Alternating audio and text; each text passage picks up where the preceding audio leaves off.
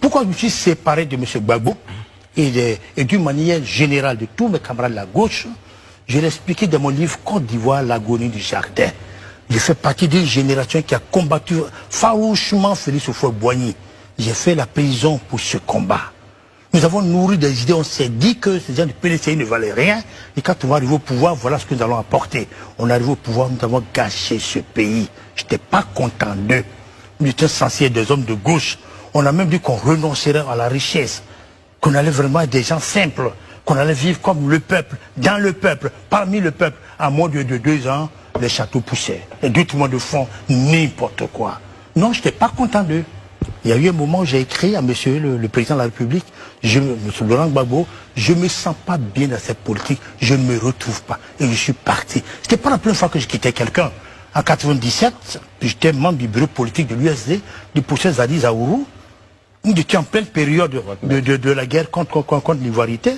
Mon maître ne protestait pas, il était au sein du gouvernement de M. Bédier. Je n'étais pas content, je lui ai adressé un courrier. Il dit, je m'en vais, je ne me sens pas dans cette politique, je suis parti. Je suis un homme libre, j'ai toujours voulu affirmer ma liberté. On se le dit. Donc, j'ai quitté M. Gbagbo parce que je ne me sentais pas dans la politique. Pour moi, on avait trahi le peuple ivoirien.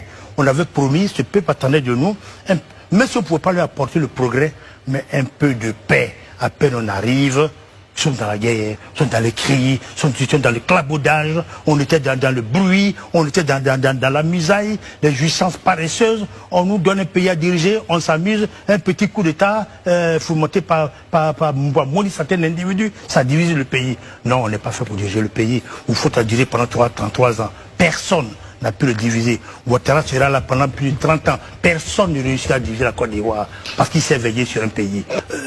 On ne peut redresser un pays que dans la discipline. C'est pas pour rien que les pères fondateurs de ce pays ont eu comme devise union, discipline, travail. Regardez, depuis que le président Houphouët est mort, les gens qui lui ont succédé, comment ils ont laissé le pays dans le désordre, sauf celui qui vient d'arriver. Je suis désolé, c'est pas la politique que je fais, mais je dis que celui qui vient d'arriver, M. Ouattara, est un homme qui a su montrer aux Ivoiriens, d'indiquer aux Ivoiriens le chemin de la discipline, du travail, de l'effort. C'est ça un pays.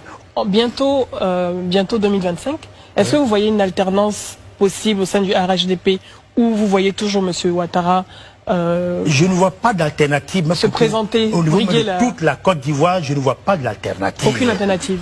Mais que veulent les Ivoiriens? On va se taper encore Bédier ou Gbagbo? Mais ça, vous n'avez pas d'ambition. Oui. Soyons quand même sérieux. Moi, je ne vois pas d'alternative. Je n'en vois pas. Alors, plutôt que de rester là avec